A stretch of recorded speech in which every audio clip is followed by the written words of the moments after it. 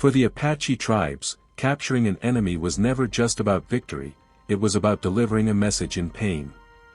Some prisoners begged for death, but the Apaches preferred punishments so brutal that fear alone could keep rival warriors away. Among the Apache tribes, no punishment struck terror deeper than scalping, followed by slow torture.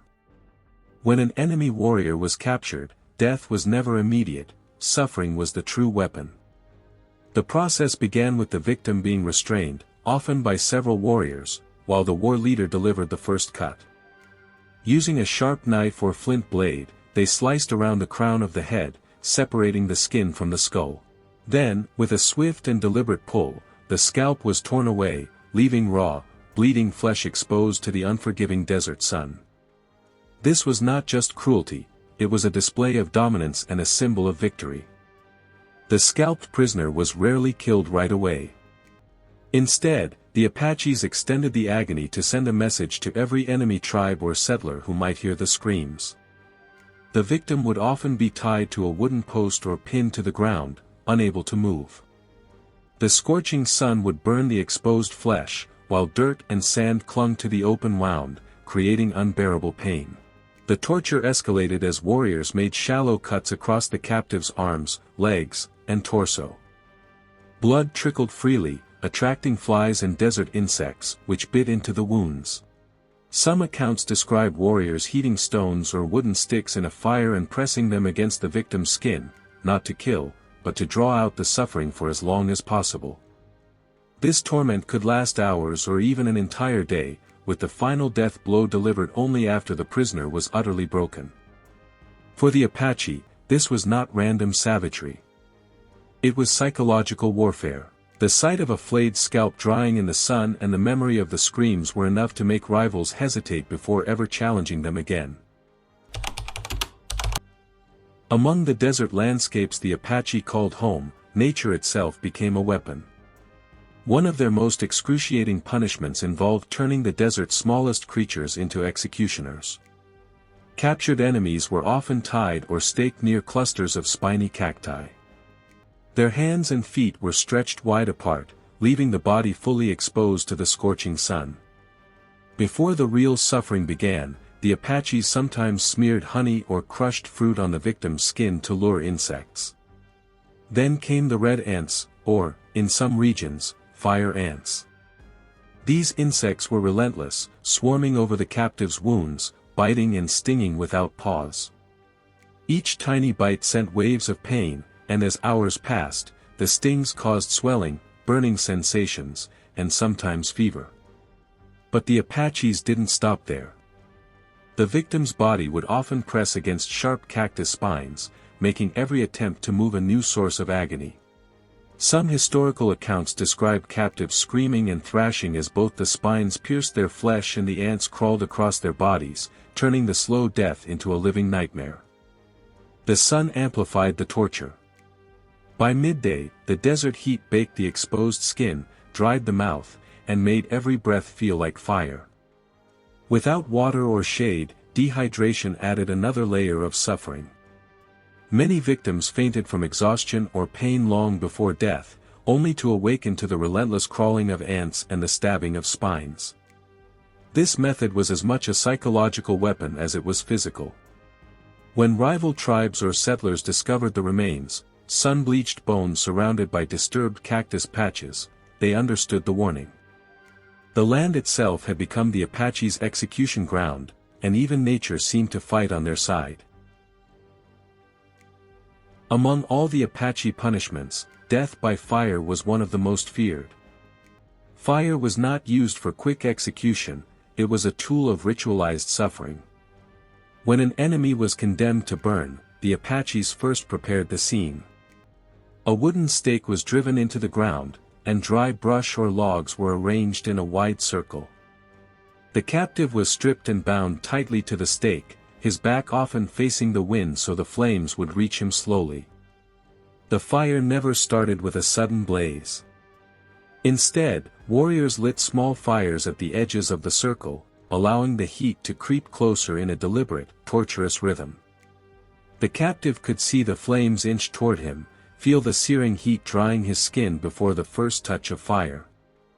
Some Apache warriors would taunt or dance around the victim, turning the execution into a display of dominance for the entire tribe to witness. As the fire reached the victim's feet and legs, the skin blistered and cracked.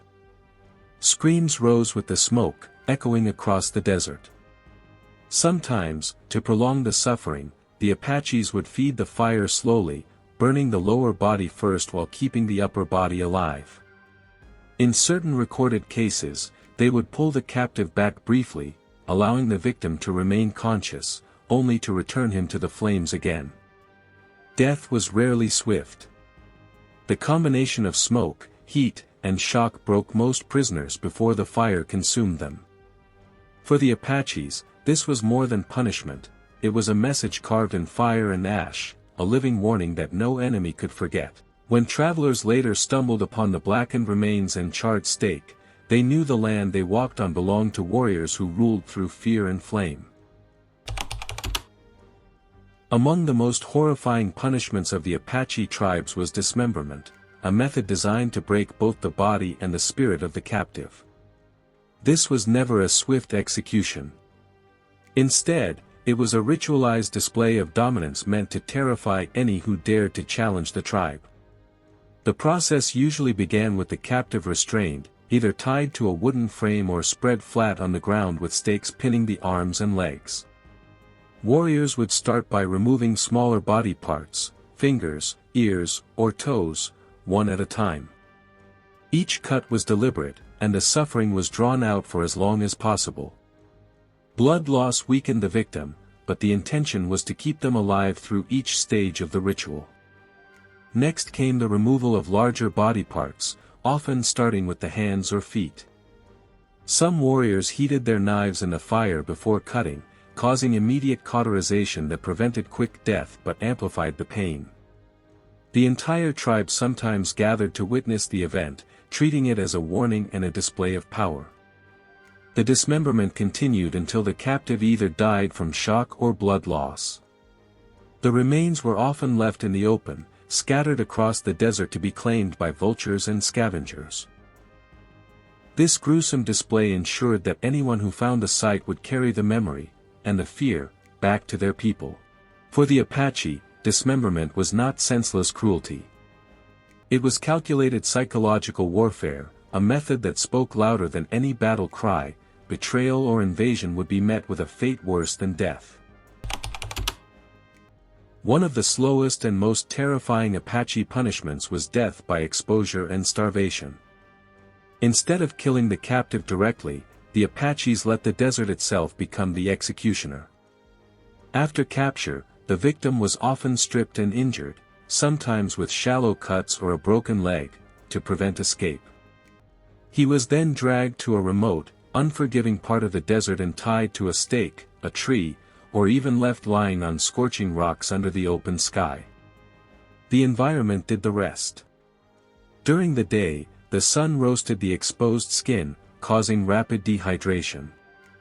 Lips cracked, the tongue swelled, and every breath felt like inhaling fire. At night, the desert cold bit into the body, leaving the prisoner shivering and weak. Without water or shelter, survival was nearly impossible beyond a day or two. Often, the Apaches combined this method with other torments. Some captives were smeared with food or honey to attract insects, or placed near ant nests so that the slow bites of insects and the crawling of beetles tormented them while they baked under the sun. Buzzards and vultures circled overhead, waiting for the body to give out. Many prisoners went mad from the combination of thirst, pain, and isolation before death finally claimed them. When travelers or rival tribes later stumbled across the sun-bleached skeletons or desiccated remains, the message was unmistakable: the desert was the Apache's ally, and those who trespassed would be left to die in it, slowly and alone.